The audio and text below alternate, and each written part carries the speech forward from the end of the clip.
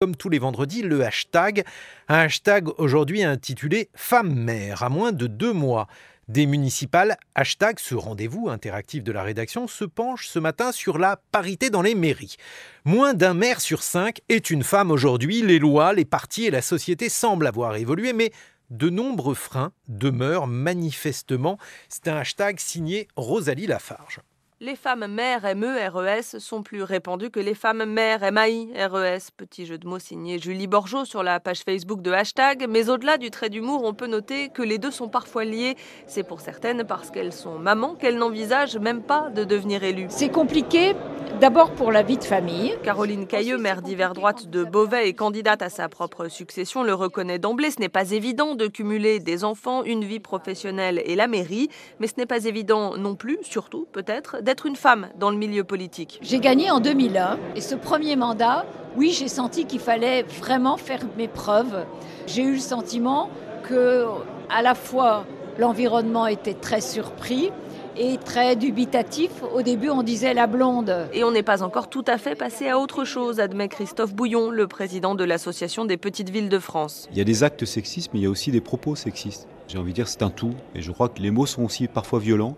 Les remarques sont stupides. Moi, je trouve qu'on est quand même aujourd'hui encore avec des hommes qui, lorsqu'ils ont à juger une élue, eux, le font sur des tenues vestimentaires, le font sur des critères qui n'ont rien à voir avec les missions qu'on leur a confiées. Des missions qu'on leur a confiées parfois presque par obligation. La loi impose aujourd'hui pour les municipales la parité sur les listes dans les communes de plus de 1000 habitants.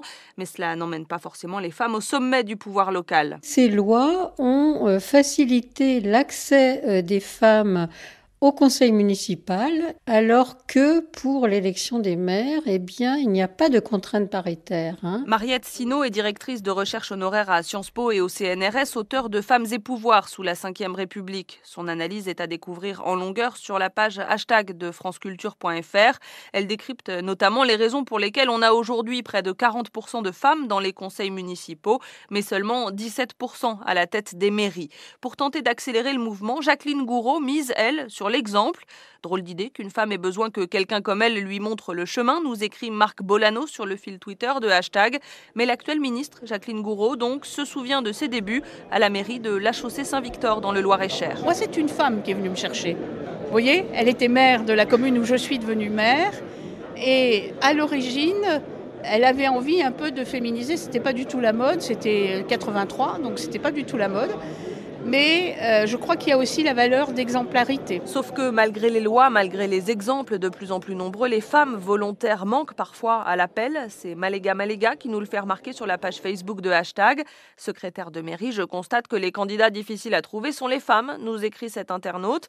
Et ce n'est pas Nathalie Niaison, maire de Bourg-de-Péage dans la Drôme, candidate soutenue par LREM, qui dira le contraire. Là, j'ai monté ma liste pour les élections municipales. Toutes les femmes que j'ai approchées ont d'abord été surprises et m'ont dit il me faut un petit temps de réflexion quand même parce que je ne sais pas, est-ce que je suis bien à la hauteur, Tous les hommes que j'ai approchés, je leur ai proposé d'être sur ma liste. Ils m'ont tous dit oui, sans hésitation. Cela n'étonne pas vraiment Reine Lépinay, la coprésidente de Elles aussi. Son réseau d'associations pour la parité dans les instances élues propose, comme d'autres organisations, des formations pour les femmes qui souhaitent s'engager, notamment pour travailler sur ce sentiment de « je ne suis pas capable ». Il y a tout un travail à faire là-dessus parce qu'il y a une intériorisation profonde des rôles que le système social a déterminé et c'est vrai que les femmes ont joué souvent le second rôle.